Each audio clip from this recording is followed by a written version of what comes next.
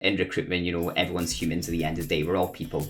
Welcome back to another episode of the Recruitment Mentors podcast. I'm your host, Hisham Aziz, and on this week's episode, I was joined by a Scotsman in Brian Fraser. Our job, in a sense, is to network. We're talking to people all day, we're talking to clients all day, we're talking to candidates all day. Who works for a company called 920 Recruitment and focuses on the marketing and digital space, which he's been building a market around for the last 5 years. My grandma, who was, a keen gardener, not a recruiter at all, I would remember in her little floral chair, floral carpet, and she would say, "It'll pass," And I think that is so true in life. What I love about Brian's journey is just he oozes passion. Kind of going straight in and going for the jugular, He's developed his mindset, he's huge into building self-awareness, and overall a great guy who's worked extremely hard to build a name for himself in this space and industry that he recruits in. We spoke about community building, we spoke about business development strategies, we've spoken about building your personal brand to drive business opportunities, and so much more. Enjoy the episode. Brian, welcome to the podcast. Thank you for having me, sir. Excited. Thanks for joining me. The number of Scottish recruiters that we've had on this podcast, I'll be honest, I don't know why. There hasn't been loads. I know. I don't know if anyone will think I'm Scottish with this very strange accent, but yeah, bit of variety for you. No, really looking forward to this. So just to give everyone just some immediate context, career highlights so far, where you are on your recruitment journey, coming up to the 5-year mark in recruitment. Stayed in the same organization. You started as a candidate manager in a 180 role in 2018. And since that point, you've sort of gone on this journey of, climbing the ranks where you now find yourself heading up the digital marketing division for your organization. There's 3 of you in that team. It's all perm recruitment, and you're really doing everything that you can to build the reputation in the Scottish market of, being great consultative recruiters in the marketing and digital space. So I'm really excited to talk to you today about, business development strategies, how you've opened up doors, how you've built your brand online, your journey with leadership and much more. So where we always like to start is the £1 million question. Yes. So I'd love to sort of hear your take on this, particularly as you've now, hired and added people to your team. Yes. What do you believe, Brian, are the common characteristics and traits of successful recruiters in today's market? Let's start there. Yeah, so like you said, $1 million question. I think everyone tends to say a lot of similar answers, and I think what everyone has said in your podcast previously, spot on. Resilience, I think that's a word we use daily in recruitment. That's absolutely bang on. And things like having a purpose as well. I think the more driven you are, the further it will take you. But definitely I would kind of say areas that I've found that I've had the most growth in, and team members have, is probably having self-awareness. And I think that's something that can really kind of be built, and you can almost kind of train into yourself as well. And I guess what I mean about self-awareness, if I think back to when I entered the world of recruitment, I was a bit of a firecracker, a bit of a loose cannon, I think. And it's almost kind of beginning to, think about that kind of growth mindset and thinking about, what are you saying? What are you doing? What's going on in here? What's going on out there as well? And I think that really takes you far in recruitment. Recruitment's definitely a career where you climb the ranks so quickly. And I think with that, you need to almost kind of accelerate your own growth as well. So I think definitely just kind of having that self-awareness and knowing the impact of what you do, what you say, what you feel, and knowing how to almost analyze that, I think can go a really far way. And it kind of falls into the whole kind of growth mindset piece as well, which I think a lot of us recruiters are, quite into and really feed upon. No, I love the self-awareness piece. Curious then, what were some of the habits that you started to incorporate in, your daily life, weeks, that helped you build that self-awareness, do you think? Yeah, so I think it's definitely sometimes just stopping and thinking maybe before you talk or before you do. Recruitment is such an emotional career to be in, and it can be so volatile. Things can drop. You're dealing with humans essentially. That's a product we've been dealt with. So I think just being able to stop for 2 seconds and think before you act goes really, really far. But also as well, a few things that I've heard kind of other guests in your podcast talk about is doing things like journaling as well, actually reflecting on your day. So at the end of each day, I take just like a minute, maybe I reflect on what I've done, been to the gym, great, but also what's gone great in work. Because again, it's quick for us to focus on the negatives and what went wrong, but what went right, So definitely just probably that self-reflection piece, sitting down every night is really important, but also just stopping and kind of recouping and thinking of what's going on in there is so important. Yeah, no, yeah, I think I really like that. For me, yeah, definitely a big fan of journaling, So and important. I really sort of intentionally make space for myself to think. I think sometimes, we're either on our phones, texting, listen to podcasts, listen to music, these things. Oftentimes, we can find ourselves, always having external Yeah, inputs. So, habit that absolutely. I've been definitely don't do it every single day, but I'd say over the last 6 months, more often than not, I won't go on my phone for the first hour or so, and that's been Yeah. really helpful, to just have time to think. Yeah, I think with the content out there, you're totally right. There's so many things that we're fed nowadays, and even on LinkedIn, you have these kind of entrepreneurs and 5 a.m. club and things like that. And that's, as much as we'd all love to be like that, we're not all built that way, and humans are so complex, and social media imposter syndrome. So I think definitely switching off, reflecting, so important. So let's get into this then. Where I wanted to start is the way that you described the Scottish market to me was it was like a fishbowl, Yes, right? And obviously, what I was taking from that is that it's a small market, yeah, right? There's plenty of amazing people in that part of the world, plenty of amazing, thriving businesses. yeah, However, sort of what you was alluding to me was, you're always one person away. You always speak to someone that's one person away from knowing who Brian is, or yeah, someone. If you delivered a bad experience for someone, yeah, that could very easily spread to the people that you're looking to, support and build a network and build a community with. of course. So I wanted to start with that in mind, with how you described the market. What have you firstly done to differentiate yourself? Because that means it's even more competitive.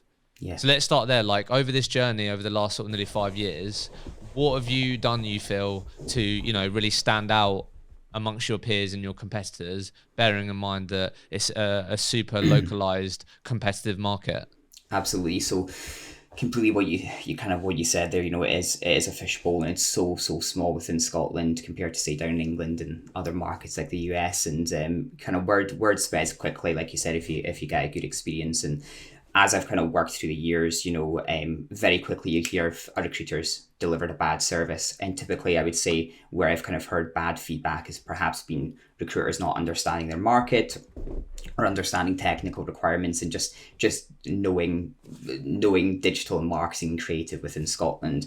So one thing I would say over the years is definitely just becoming a master of this market, knowing it inside out. So, if you're recruiting for a paid social media manager, it's very different from an organic social media manager, knowing the differences, knowing the platforms, and going as far to even playing with those platforms and really understanding them. So I would say really understanding the market inside out, getting to know the businesses within the market. We talk about market mapping. That should just be something, you have on your computer, you've built out through the years, just really understanding things very, very deeply. And again, understanding and knowing your stuff then bleeds out to your clients and candidates. When I talk to candidates, it's more like I'm speaking to friends. I would say, we can talk about marketing, we can talk about, Google Analytics 4, which is a kind of new update, talk about that, talk about AI and marketing, that type of thing. And again, with clients, they understand that I understand marketing. So what I would say is probably differentiated myself is just really understanding the market. And I would say I sometimes almost feel like I work in marketing than recruiting in marketing, if that makes sense. So, it's not that I'm just a recruiter, but I feel like I truly am a marketing recruiter, like almost the marketing comes before. So I would just say knowing your stuff, building your credibility goes so far, because I think people can just see through, I don't know if I can swear, but people can see through BS straight away if you're just trying to be a salesy guy, So yeah, bit of a waffle there, but just know your stuff, really immerse yourself in it all.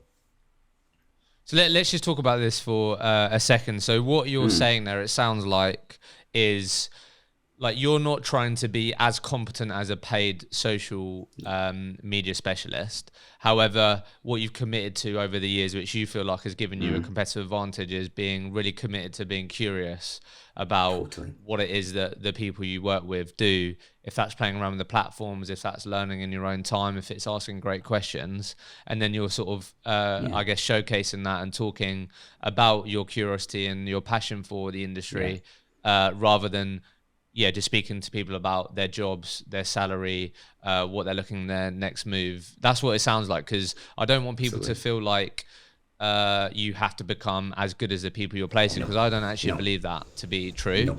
But it sounds like what you're saying is that you've been really committed to being curious around your market and taking a real genuine interest. Absolutely. And I think that, there's so many different successful recruiters out there, and I think it's such a large market, and there's enough pie for everyone. I think so many people can have different approaches and have different techniques in the way that they do recruitment. I would say that's kind of what's worked with myself, and the way I approach recruitment. I definitely just be myself, be authentic, and I'm generally interested in the market that I recruit in. So I think that just kind of really bleeds out to the people that I talk with. So for me, that's definitely something that works, because it shows that I'm credible and I know what I'm talking about as well. But as you said, all those other things are really important as well. You can recruit, from a job spec, or you really kind of understand those deep questions. What is someone looking for? What gets them out of the bed in the morning, those types of things. But I would say that's just definitely what's worked for myself, is just really becoming part of the market. And I know later on we'll kind of discuss the event that I've been hosting, and the fact I'm trying to build a community as well. And I think over the years it means that kind of Brian's became a go-to marketing recruiter, just because people tend to know me and the market is small. So you said earlier you used to be a bit of a loose cannon. Yeah, yeah, definitely. What does that look like in the early days of Brian? Oh god, yeah. I would say, oh god, I think I remember probably again like highly emotional. Deals fell through. I remember this one time. Can't remember exactly what happened. Just a deal fell through. Something went Pete Tong. It went pretty bad. And I remember going in a boardroom, and I think I was close to crying. Now I'm like, I don't think I would cry ever. And I think that's a really good thing about recruitment. We use that word resilience all the time, but I think it's a career where you grow so much. Like if you do it the right way and you really work hard, I think the growth acceleration is insane, and just back then I would just say I would go into calls with just clients, and now when I look back, I'm like, oh my god, how was I coming across, or with candidates, just again, it was that piece of not thinking before I was speaking, and that's something I'm still developing every day. I still feel like I do that, but I definitely would say I look back nearly 5 years ago, and I feel like I was like a wee 18-year-old boy that was just coming into recruitment, kind of, like hoping for the best type thing, So I think a lot of people can relate to crying, deals dropping out, all that. Yeah. So look, let's just cast back to that moment for a sec. I know I don't, it could be quite hard to go back there, I know. But with hindsight, there'll be people listening to this that are in that moment right now. Absolutely. Like, what is it that you think you'd say to Brian if you was in that boardroom? Yeah. He was extremely emotional. You just had some rejection. You've had to, now you're gonna have to call a client saying, I'm really sorry, they're not accepting your job offer, or whatever it is. Like, what do you think you'd say to Brian that would help him, hopefully in that moment, just understand, or like get through it, basically? What is it that you think you try and get through to Brian in that moment that would help him come out the other side? Sure, definitely. I kind of went down this kind of journey of reading, self-improvement books and law of attraction. So definitely all of that stuff helps. However, going way back in the Fraser family, there was actually a phrase my grandma said to me, which is, my grandma, who was, a keen gardener, not a recruiter at all.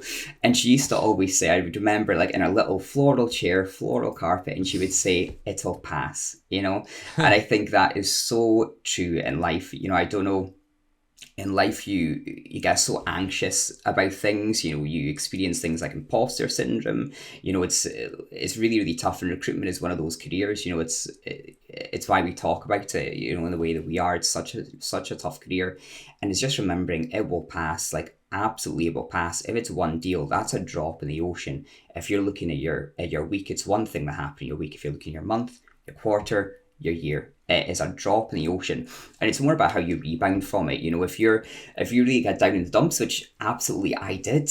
I cried. I probably pretended I was working on my computer the rest of the afternoon, but was actually seething underneath. I was livid, and got no work done, and probably that impacted my whole week. Whereas now it's a case of, you know what, come on, like, we're going to get them better candidates, we're going to give a better service. Just remember, as my grandma said, it'll pass, because it will. Great advice. I really like that. And then just on this, just talking about very quickly, just focusing on, for those listening that might be quite early on in their careers, what is it that you think people listening can really focus on becoming world-class at, or really committing to becoming great at in those early months, that you think could avoid them being in that boardroom going, I've got to fucking drop out, I fucking hate this job, I want to quit?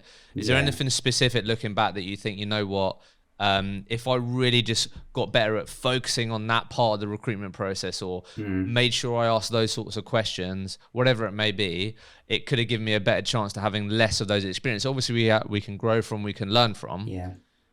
Talk to me a bit about that. What comes to mind? Yes, I would say, that kind of word we probably use a lot in recruitment is probably there's so many nuances to the role. There's so many things that you can always improve on. And I think it is probably that mindset of always trying to improve and always trying to be better. But one thing I would say is just really nailing down processes, be really, again, I say this, and this is personal experience, and I do know there's some amazing recruiters out there who maybe aren't the most organized, and again, everyone's got a different technique. So I definitely would say really, nail down on processes, because if you have everything nailed down and what is what, then you're almost trying to kind of make a process bulletproof. One thing I probably would say as well is, again, that's myself saying to be incredibly organized and find processes to work, that type of thing, but that may not work for the next person. But one thing I kind of wish I had done earlier was probably just be more authentic and kind of be myself. Like, I think when I entered the world of recruitment, kind of had to think I had to kind of be the guy going in the boardroom in a shirt, say the corporate lingo, that type of thing. And that probably didn't get me as far as when I finally realized, I'm just going to be myself, and I'm just going to be Brian. And I think when you're being yourself, you're being authentic, and you're comfortable in yourself, I just feel like you excel much further. And I think in that kind of early days, it was a case of I was having imposter syndrome, and I was trying to impress the next person, that type of thing, and worrying about others, worrying what my manager thought with a deal falling through. So I would definitely just say, definitely try and nail down processes, do all of that stuff if that works for you. But just definitely be yourself, just try and become that best version of yourself, really. And just quickly, just to focus on the how here. So when you say now that process, what do you mean? Do you think if people listening were to really double down on, I don't know, the candidate qualification, or I don't know, what comes to mind in terms of what thing can everyone, because there's a lot going on, there's a lot to learn. But if you were to think about that process, and I know not everyone may have a process, but let's be honest, you should. If you listen to this, you should have some sort of process that you're following. What do you think people should really become laser focused on, that hopefully, they'll thank themselves for later on in the process? Do you think? What do you think they should really know? I think it is just like you said. It's every single process, every single call that you have. You're constantly thinking. You're thinking pre-qualification. You're thinking pre-closing the person way before you're asking them what processes they're in. What do they need to be jumping up and down and accepting an offer from you in future? What is going on? So it literally is every single call, knowing every single bit of information. When it comes to my guys, that's kind of something they've probably learned in their journey, where maybe they've gone into a process and forgot to ask one question, and that can make a deal fall through. And it's a case of you learn that for next time, or you try and grow. So it would just be every piece of the process, just trying to be as precise as you possibly can. You should document if you're a person who can remember, great. You might be a person who has to write everything down. So write every single piece of information down, because something may trip you up later on. But also, one thing as well is definitely don't put your eggs all in one basket. I would say that is like a massive thing in recruitment. Like I think all the time we're like, yes, we've got the golden candidate, that's great. But again, do we have them? You know, what's going on in their head? We're not mind readers. So definitely don't put all your eggs in one basket. Always think of every case scenario. You know, have a plan A, B, C if you need to. Awesome. So let's sort of fast forward this a bit. I want to talk about Brian going on this journey of, you know, becoming a successful 360 recruiter. A lot of people listen to this podcast. A lot of people that are in our industry right now are definitely in the trenches of becoming a successful 360 recruiter, are expected by their employees to bring on more of their own clients. And that oftentimes can be a really difficult and challenging period for a lot of recruiters. So let's just sort of, you know, hone in for a second on that period where you really had to start building credibility and traction in winning your own clients and managing the entire process. Why don't we just start with, you know, what were some of the early challenges when, you know, the expectation was then put on you on bringing more of your own clients? You're no longer can just sort of rely on the house accounts, the long-standing client relationships. Brian, we want you to be bringing in at least 2 new clients per month, wherever those expectations are. What were some of the early challenges when you found yourself, you know, on that journey, do you think? Yeah, I think definitely it's very daunting if you have came from that 180 background, and obviously as we all know just now the market is changing more towards 360. You know, it's just really scary. I think you're always just thinking rejection. You know, if you're picking up a phone or doing an email or a LinkedIn message, whatever, you know, method you're using, you're always probably scared of the what if. You know, you're always thinking worst case scenario. The thing that I would probably say when I began going into it is probably that hesitation and overthinking it. It probably is just kind of going straight in and going for the jugular. You know, so don't hesitate. Don't second think and think, oh, what if they say no? The thing is, if you reach out to, you know, 20 prospects and 2 of them go warm, look at the business that you can generate from that. So I would just really say just dive in head first, but also just kind of be strategic in the way that you're doing it. You know, again, going back to what you said about, you know, processes and such, like, again, document everything. If you have market maps, you know, if you have a candidate in that area. So for example, I work in e-commerce. If I work with one e-commerce business, let's say, and I'm successful recruiting for them and I'm talking to candidates, I'm asking them where are they interviewing, and then looking at the live vacancies, building a market map, building out a plan, going to those clients and saying, this is what I've done, this is the successes that I've done, you know, put my marketing material their way. So I would say that's a bit of a roundabout question, but I would say my hesitation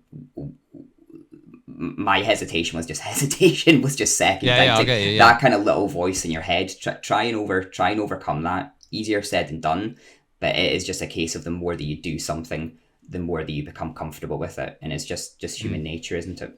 Hey everyone, a real quick one from me. This podcast would not be possible without our amazing podcast partners, Vincere and Sourcebreaker. Because you listen to this podcast, you're able to get your hands on exclusive savings on both of these award-winning products. If you're a growing recruitment business, you have to check out Vincere, who are an all-in-one operating system for your growing recruitment business. With Sourcebreaker, if you want to make sure that all of your recruiters have the best tools on the market to stand out and beat their competition, then you have to check out Sourcebreaker. Use the link in the show notes, in the comments below, and you'll be able to get yourself exclusive savings on these amazing products.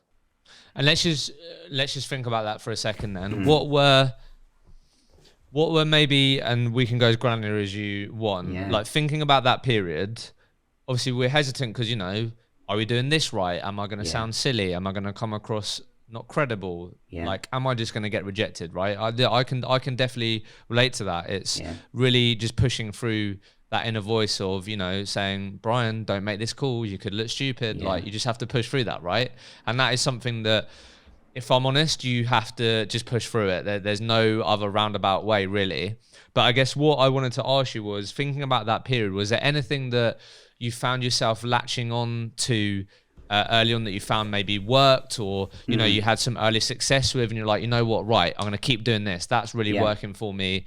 You know, what did you find really start work on those early periods on the BD side? Was it really making sure that, okay, I've just placed this candidate. Let's really make sure that I maximize that and say, who else do they know? What other hiring managers do they work for that they really rate? Was it more of the candidate play? Was it picking up the phone and speaking to people that they're hiring and more reactive? I don't know. What were some of the sort of early successes that you think that enable you to latch on and then build that confidence? Because that, if you can build some evidence and, you can go, you know what, I've just done these 3 things and it's really worked. So you can then carry that confidence in other parts of the job. Sure. So was there anything that you found early success with that you latched onto that helped? Yeah, so I'd say definitely going back to when we described the Scottish market, it's definitely a fishbowl where if you know one person, they will know someone here, etc., etc., and you find everyone knows each other. So I would say really, really latch onto your network, and that's hey, that's what we do as recruiters.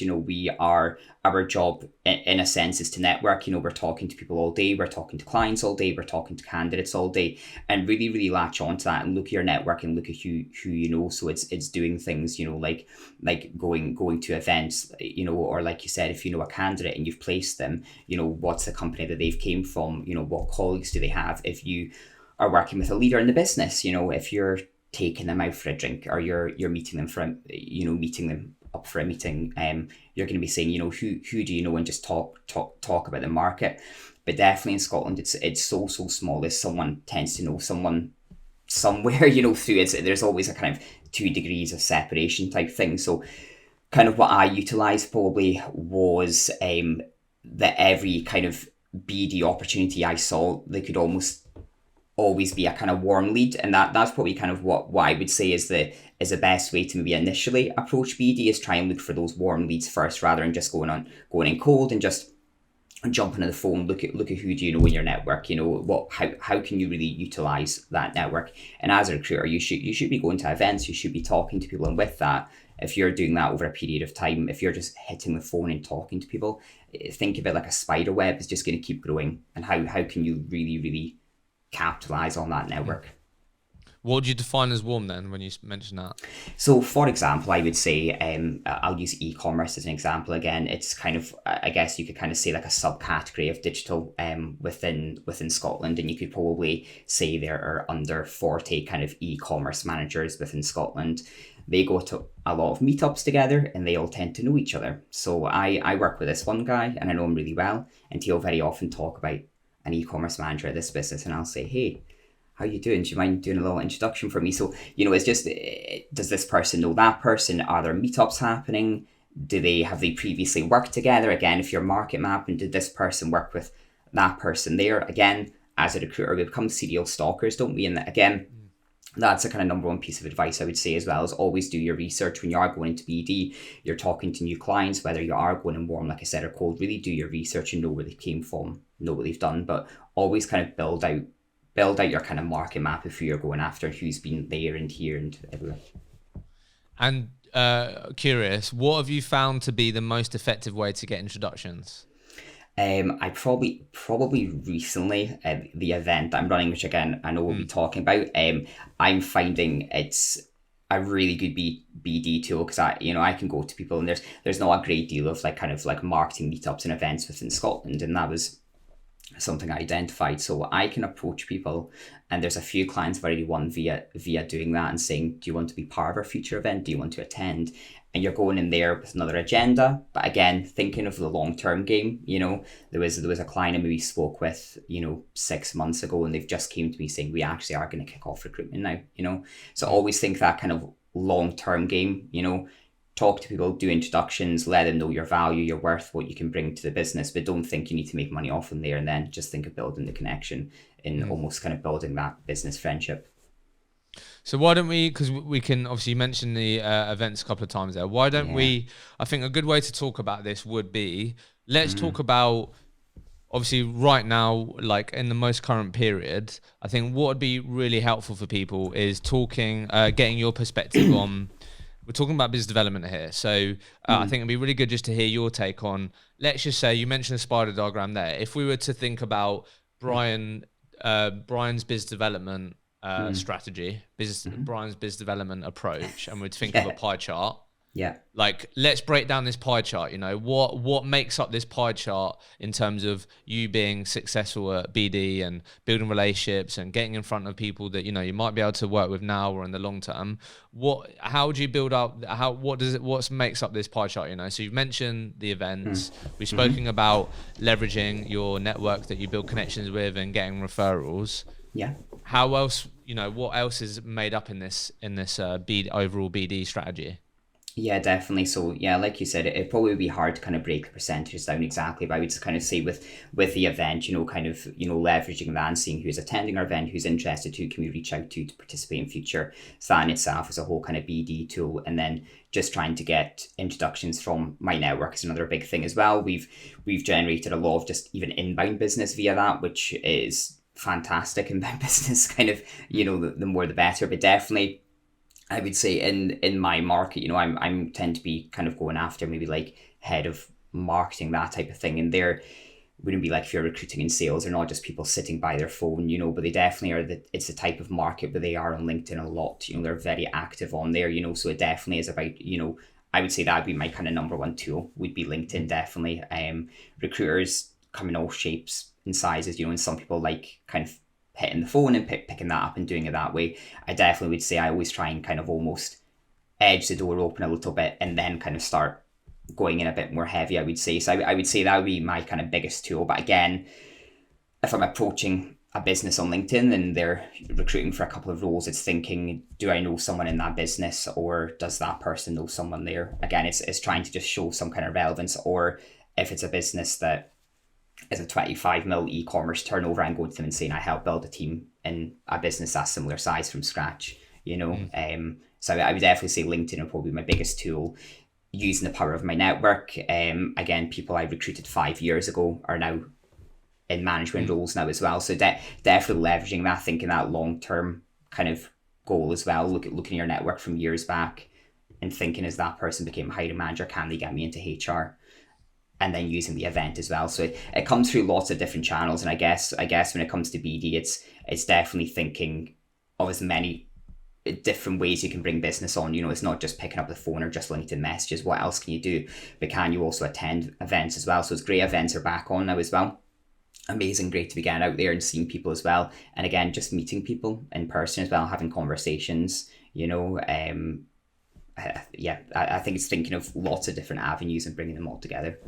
No, I think that's great for people to recognise that there isn't just one single way, and if you are just very reliant on one method, one approach, then you're vulnerable, right? Because as soon as that stops working, what else have you got in your arsenal? And I think what I want everyone listening to take away here, which I think is really important, we've spoken a lot about mindset.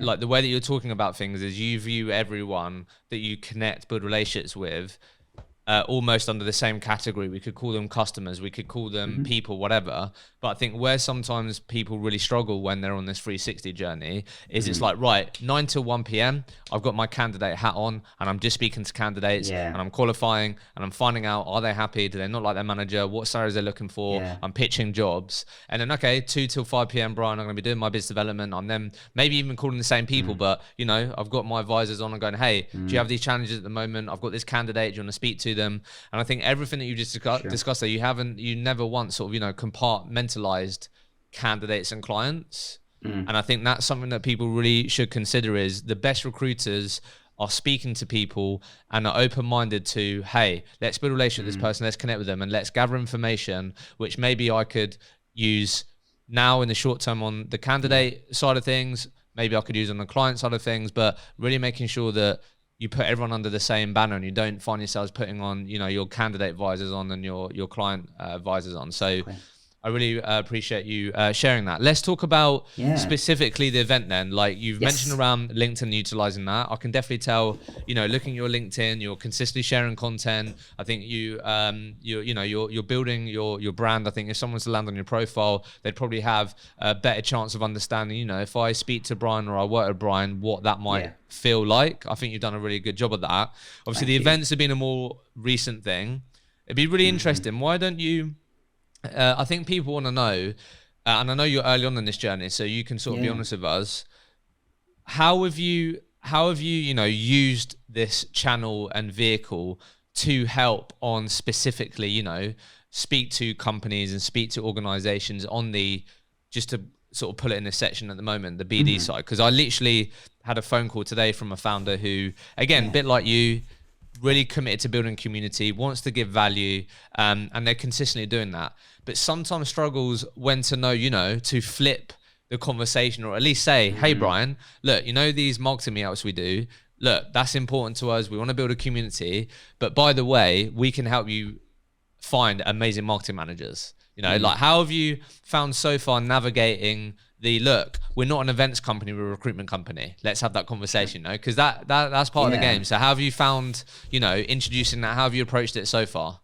Yeah, I would think definitely. So kind of going back to what I was saying, about treating everyone the same, in recruitment, everyone's humans at the end of the day. We're all people, so it's kind of throwing that away and not being intimidated by people. But one thing that I would say is, when I deal with clients, I'm totally myself. I've definitely approached everything with a sense of humor. Maybe I've not got the best humor, but when I'm chatting to people, I can tend to just be open with clients and candidates if I'm being totally honest. So, definitely so what we're trying to do just now, we're away to go into our second event, or our second meetup now, and we've sold well over 100 tickets. So fantastic, that is all great. But what we're looking to do now is we're building our slate for probably our next 3 events. So just now I'm speaking to several businesses, agencies, and businesses with large marketing departments, and I'm speaking to the head of marketing. We're still in early days, so we are still in early days where we're confirming how they're going to fit into the slots and the topics and what they're going to talk about.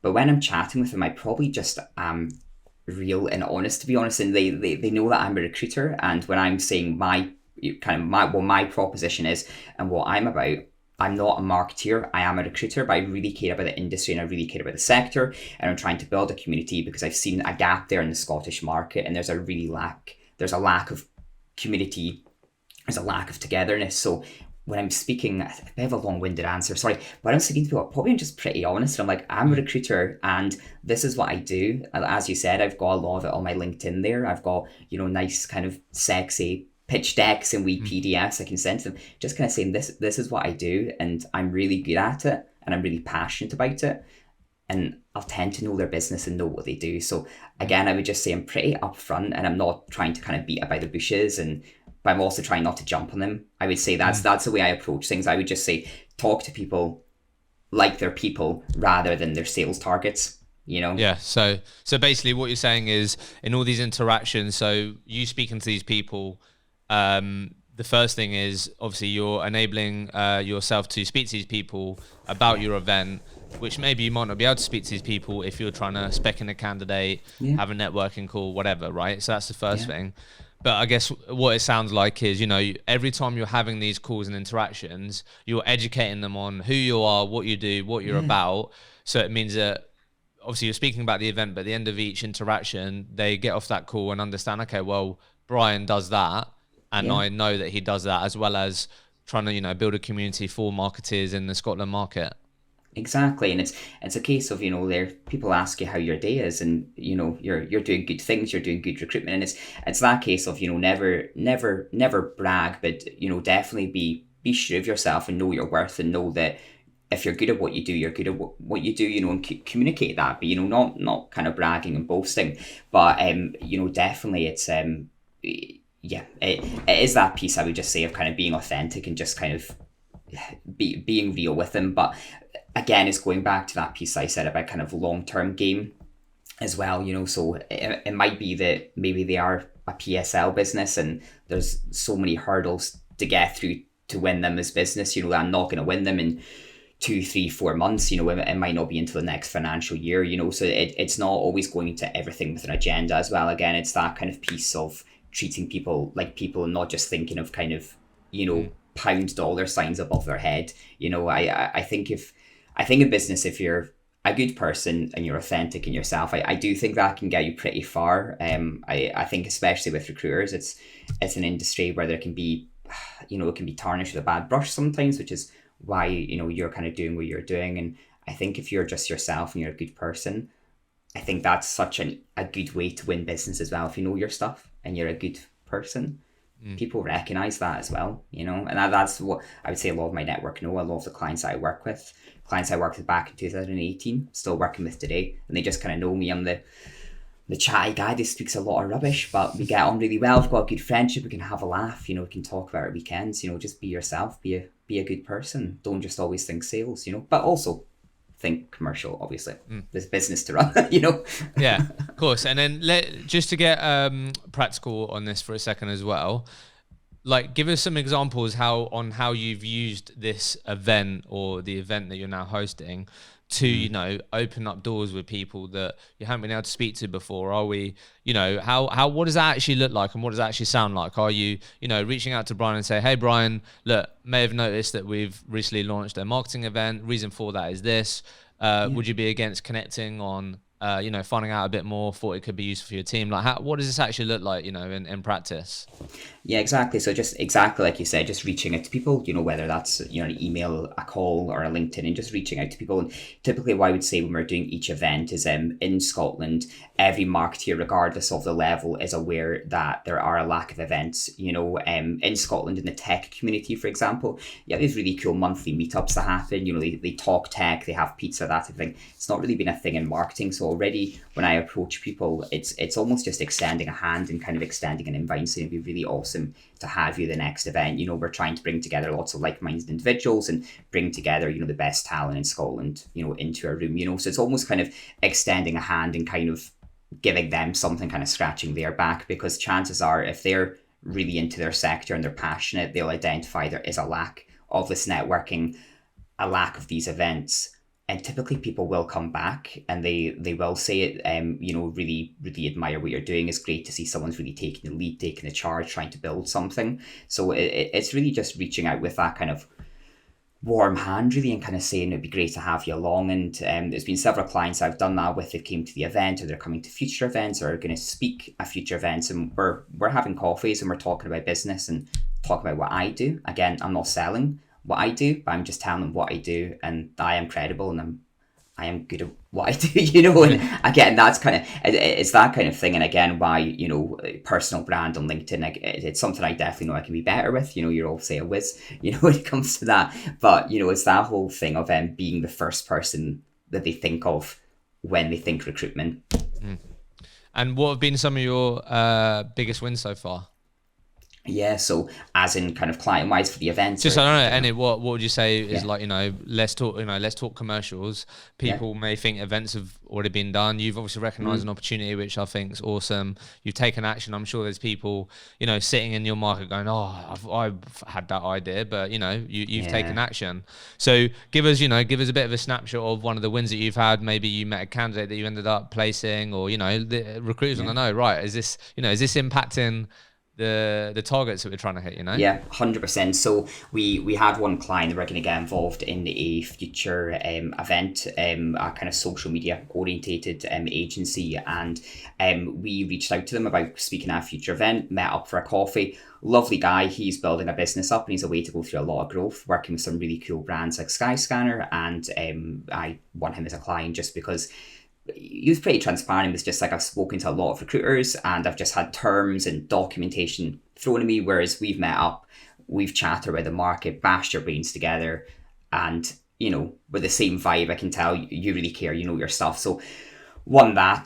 Just now I'm in conversations with a massive media agency. They're up and down the UK, several offices. So again, that could be something really major. And they've managed to organically grow their team within Scotland, but they're a way again to kind of go through that hyper growth phase and really, really scale at some rate, which they just wouldn't be able to do organically in future. So again, the MD of that business is going to speak at a future event, and we'll be looking to hopefully partner with them in future as well. And it was also another e-commerce business where kind of reached out about them attending our event. They are in a very obscure location, so that wasn't right for them and they weren't able to attend, but it opened up a conversation. And again, we met for a coffee, had a good chinwag, and I've got a ton of interviews booked in with them this week, you know. So it's just about chatting, you know, just having conversations with people. It's almost, I always say, it's trying to kind of creak that door open a little bit, you know, just slightly get it open and just go in and be yourself. You mentioned their terms. Obviously, we're really focused on this BD topic here, but I know that this is what people need help with, Brian. I'm sure, you know, I know the two people in your team are hopefully going on that journey at some point on the 360 side, right? Yeah. How have you approached negotiating fees with clients? Because I think that's also something that can be daunting at the beginning, you know? Yeah. I always remember my, first sort of pitch around, these are my terms, this is why I'm selling harder, Yeah. so like why it's 20% and these things. Like, Yeah. like why don't we, let me ask it this way. Yeah. What did it sound like or look like when Brian was pitching terms and fees and percentages in the past, when maybe there's room for improvement, and then we can talk about how sort of it looks like now and how you've improved it. Like, what did it sound like that you think, what wasn't that great, but I was starting out, I was learning. What did it used to sound like when you was negotiating fees and objection handling? How did you approach pitching your service and your fees? Yeah, 100%. So way back when it was baby Brian who was, having a cry here and there, it definitely was trying to probably go in too early with that, and always, it probably was thinking, I would kind of go to clients like, terms are usually around this level. I think as a recruiter, you sometimes kind of undervalue yourself sometimes, and you kind of say terms are normally around this. And, if your terms are whatever percentage, you'll go in with that percentage, which is just like, the opposite of good negotiation. And you just kind of go in, and I don't know if this is a bit of a crude phrase, but you kind of drop your pants, don't you? Because you're earlier in your journey, you're trying to impress, do the right thing. As you get further on and you kind of, yourself more, your market more, and you're good at what you do, I probably go in with the terms at the very, very end, to be honest. It probably is one of the very last questions that they ask. And before I'm even hitting them with those terms, that percentage, whatever it may be, they know what, they know what I can do, what businesses I worked with. Again, it's about building that online brand. On my LinkedIn, I think I've got like nearly 60 recommendations, all relevant to the market that I work in, things like that. And I've got really nice kind of pitch decks. I've had my marketing guys create that type of thing. So they already know what I can do, and they probably know from the conversations, or, like I said, I always try and meet my clients for a coffee. They probably know that I can achieve and I can add value. Again, it's that if you're talking with a client, you're listening to them and you're identifying their problems, and then you're adapting your pitch to basically say you can fix those problems.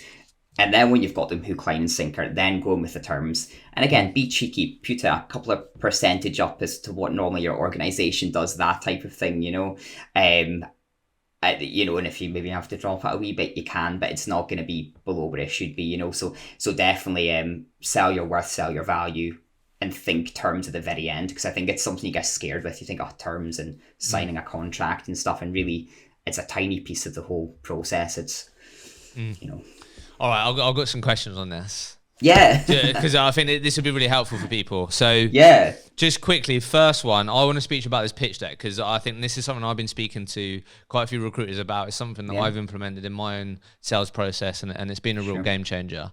But the first thing I just wanted to ask you, because I'm sure you might run into this maybe with your team when you all talk to them about, doing BD, terms, all that, is they might go, Brian, how can I speak to them about fees and terms at the end when it's the first thing they ask me? Well, what's your response to that, Because, you've got your process, you want to showcase your credibility. You're like, no. Let me show you my value. Let me show you what I'm about. And they're like, Brian, look, we can only get this signed off. We can only do 18%. So what are your percentages? Like, how does this work? How have you navigated that? Because that's tough, right? Yeah, no, absolutely. And probably I always kind of try and pitch before I've even had that first call. So you've obviously got your actual proposal document. We've tried to kind of make ours a little bit sexier, and we've got awesome graphic designer who's done a great job on that. So we have that, which goes after we've had the initial conversation. But I even just have a kind of wee document that has all my testimonials, and even I link people to my LinkedIn and say, there's all those recommendations there. So chances are they've already kind of done a wee stalk with me, and they kind of know what I'm capable with. So I'm always trying to kind of think, push credibility, prove that we can do the job before we're even having that conversation. But if the clients ask about it, just go in and just be sure. Just be sure of yourself. Try and, if that voice is in your head and you're trying to kind of go in and drop your pants, just try and say, just say no to that voice, and just go in and just be like, this is our terms, this is what we do, but this is the value that we can add. And if they obviously talk about, negotiating terms, we can say that's something we can discuss later. We can discuss it later, but let's have the conversation first before we do that, before we put a signature on the dotted line. So I would always say I try and maybe skirt around it a little bit and build that relationship and build that credibility before doing that. So I know that's kind of like a roundabout answer. No, you've answered it by saying, you've answered it by saying, hey, look, if you're in that position, sometimes, you have to own it and be like, okay, look, this person needs to know. And I've been there, and I think the advice is own it, Don't, 100%. say like, look, so absolutely I can explain those for you. So if this is contingent, then we'll be working on a 20% rate, 20% of the salary. That's how we work. These are our terms. And then be quiet. Don't say anything, don't keep blabbling on, like trying to justify it. Like just own it and be sure, like you said. I think that's the advice. But let me just come back to the pitch deck, because I think this would be really interesting for people if you don't mind. Of course. So just for context then, so when would you be introducing this pitch deck, for example? Because you mentioned quite a few facets there. So I'm assuming that, I don't know, maybe we've had a bit of an initial conversation, Brian, and it made sense that we book in a call, maybe a video, maybe in person, where we're going to talk about you potentially helping my organization or us partnering. So I'm assuming there's been some sort of dialogue, some sort of connect and chat before. We've then booked in time to chat, and this is in this chat. We're then gonna, I don't know, we might then have this chat and then we do the pitch deck. I don't know, you tell me the typical process, but I want to know when you typically introduce this pitch deck and use those assets to, demonstrate value, demonstrate case studies, testimonials, and then followed by, and these are our terms and how we work together. When do you introduce that? What's the process? Yeah, so we've kind of got our more like in-depth pitch deck, which is the the one where they're going to have to go away and proper read everything. And we do have a kind of smaller little, it's more of a kind of like 2-pager PDF, and that basically is where it's hyperlinked to like our LinkedIn, all our contact details, and that is client testimonials and candidate ones, and they tend to cover the market. And sometimes I even have one that's more geared towards e-commerce, one's geared more towards PPC, SEO, that type of thing. So if say I'm trying to go after a prospective client, via just LinkedIn or email, that like little mini pitch deck I've created. Yeah, you might attach it there. Okay, got it. Yeah, I actually just fired it on straight away, and I've actually got a meeting with a guy next week, and it literally was that. It was a cold LinkedIn. I saw he's been going through some really nice growth, and we've got a chat next week, and the testimonials I send over, I got my designer to edit some bits, and it basically was businesses that were like identical to his business. So like straight away he's going to open smart. that, and he's going to go, yeah, like that guy can clearly recruit for my business, and I could see you viewed my LinkedIn profile. So I'd probably be a wee bit bold and already put that over straight away. But again, we're recruiters, and I think I'm more in tune with this because I recruit in marketing, but also think as well you're having to market yourself. So everything you do, your copywriting, your material, all of that needs to be top notch, because otherwise the next recruiter is gonna do it better than you, aren't they? Yeah, okay. No, I really like that. Thank you for sharing that. So I'm just going to press you a bit here. So we've got the 2-page, a bit more high level. Yeah. I think what I want everyone to underline here, right? We've done some training on this at Recruitment Mentors. Yeah. And so many recruiters don't use testimonials and case studies. They don't. So many don't. Yeah. So what Brian is talking about here is Brian isn't doing the talking. His track record is. So for all of you that aren't utilizing your testimonials, LinkedIn testimonials, case studies in your sales process when you're reaching out to people, start, because you'll stand out, and all of a sudden it isn't Brian the recruiter sounding like everyone else saying, hey, give me a chance. Look, you should speak to me. This is the reason. It's like, hey, look, just so you know, looks like you're going on this growth journey. We've actually helped companies similar to yours. This is what their experience was like. Would you be, again, it's booking in a conversation to see if it would make sense for us to get to know each other a bit more, right? So that's done the talking. So I guess all I want to know is, let's say then we have the chat, so that conversation that you've had in, when do you use the more in-depth pitch deck out of interest? Yeah, so chances are I've either cold called him or I've done LinkedIn, I've done email, and we've had that initial conversation is about getting to know one another. It's a chemistry call essentially, isn't it? And I'm finding out what their issues are, listening to them, what's their growing pains, what are they going through, what's their problems right now, is their recruitment supplier not hitting the mark, that type of thing, listening to it, and then looking at how we can solve that, and then adjusting your pitch accordingly. And then after that would tend to be when we would send over the more in-depth kind of proposal document, and then if they're happy with that, do the terms, you know, Yeah. digital sign, that type of thing. But typically I would say, and again, I think it's because I always tend to have quite natural conversations with kind of prospective clients. Probably after that first call, probably by the time the call's over, you probably know if you want to work with one another or not. And again, it's about trying to kind of build that familiarity, building that relationship up. And again, I think it is just by being natural, would being you- yourself. I really like that chemistry call. I like the way, yeah, because like what in my sales process, I would have a discovery call. That's what I would call it, and then put what I would do. I know it's different, but I would then, if it makes sense to, I would then be like, okay, Brian, look, from what I've learned today, I feel like we could actually potentially help your business. These are the reasons why. Would you be against giving me another hour of your time, 45 minutes, however, and I'm going to walk you through how I believe we can help you, and why we could potentially be, you know, be a good partner for you. So it sounds like then after that chemistry call, are you then sending over the pitch that you don't book in time to go through it? It depends on the buying signals, you know, and it depends how they're, you know, how they're feeling. There's a lot, I've had a lot of those conversations before, and straight away you can tell they're keen, you can tell they're sold, and that's it, and you're happy to go, and you're ready, you're thinking, right, we're going to do a site visit, we're going to onboard the roles, fantastic, that's what you want. Sometimes client might say they want to go away and, you know, think about it. I had a chemistry call with a client the other week, and it went pretty well, but he hadn't worked with recruiters before because they had always kind of recruited organically. So what I then did was I went on site and we had a conversation, and from there it's just kind of reading the room. Again, we're dealing with humans, everyone's very different. You know, some people will put up a shield and they'll kind of have, you know, kind of keep recruiters at arm's length, and you have to try and break through that shield. So again, it's just kind of reading the room, I suppose. And again, that's kind of not a straight up answer, but I think it is just in recruitment, you need to adapt so much, and I don't think you can do a kind of one size fits all approach. As I said, sometimes you know if someone's keen. Again, if you speak to a candidate, you know if they want to go for the job or not, or they might want to go away and think. So again, what can you do? And if they're not on board and you don't think, you know, you're going to be working with them the next day and be going to that next stage, then say, right, well, you know, let's meet up and let's have a coffee, you know, and you can do some more research. I can send over the proposal document. And again, our proposal document is very soft.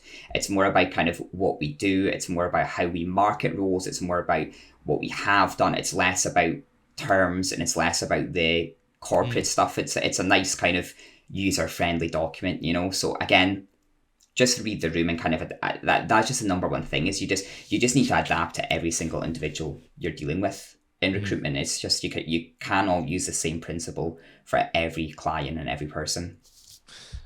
Is there anything that you've recently, you know, adapted, added, changed to your sales process that you think's had a real positive impact recently? Yeah, so I probably would say it was it probably was kind of adding that first initial document. Definitely, that was a kind of really good idea. Like that definitely helped. And the way I think about it is say, you know, not saying I'm an athlete or something, but say if you're an athlete and you were good at what you did, chances are you've got your trophies in a cabinet. And I think recruiters kind of need to think like that a bit more. You know, if you have helped that business scale, you've done this, you've done all those achievements, and that's why you should have all the recommendations. You should have that on a wee proposal document. You know, I think you should definitely, again, it's that fine line between boasting and kind of being aware and showcasing your achievements, you know. So definitely that. And the number one thing I would say as well, maybe not so recently, probably more kind of last 6 months, is definitely trying to do the face-to-face meetings 100%. I feel like a lot of my clients are still adapting to, you know, doing face-to-face meetings. They're used to just jumping on Teams, but again, it's so important to build that chemistry. And again, just go for a coffee, go grab wee Starbucks and get to know them as a person and build that friendship. I love it. I know we've gone super granular here on BD, but honestly, I know.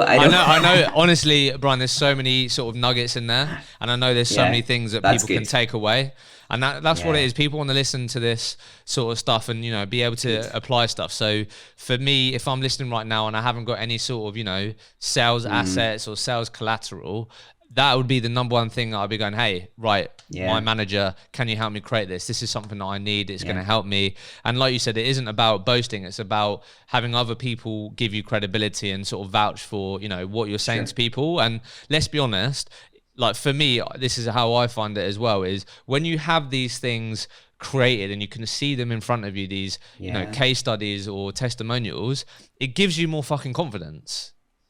it makes you more sure of yourself. Yeah. Like, this is what it's about. Like, you know, like, you can outwork your self-doubt. You can create more evidence to back up why you shouldn't doubt yourself. Like, you know, and that's something that you should absolutely be utilizing as a recruiter, particularly as things get more tighter, budgets potentially get more tighter. It's like, look, you need to be sure of yourself and use your track record and what you've worked hard to do to 100%. do the speaking for you. Look, I think what you've spoken a lot about in this episode is owning who you are, being yourself.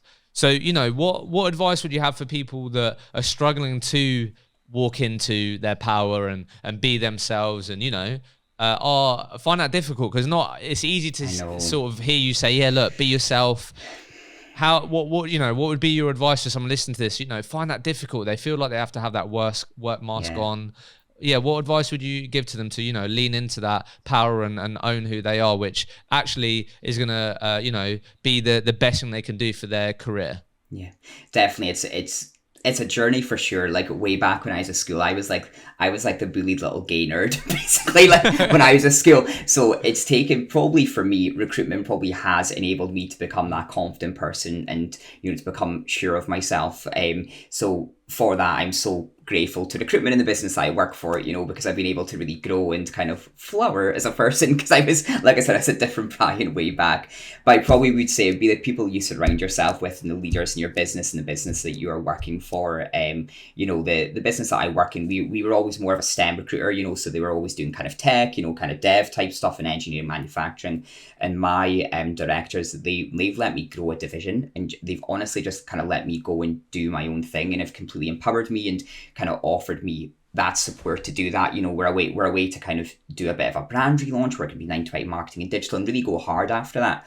So what I would probably say is, and this is probably an extreme thing to say, but probably just make sure you're in the right business and you're surrounded by the right people. Because I've worked with a lot of people who maybe worked in quite corporate environments, and they were in corporate. I know if I was in a corporate recruitment business right now where it was like KPIs that I would not flourish, I would have not done well at all. So I would say just think about where you are. Do you have the right influences around you? It's that whole thing, isn't it, of, you know, you surround yourself, you know, you're a result of the 5 people you surround yourself with type thing, you know. So make sure you're really in tune with that and think about how you can flourish and who's actually gonna, you know, who's gonna lead you and who's gonna grow you. Great advice. Brian, thank you so much. No, thank you so much. Like I said, I waffle a lot, but hopefully some good nuggets there from your Scotsman, yeah. Thank you so much for listening to the episode.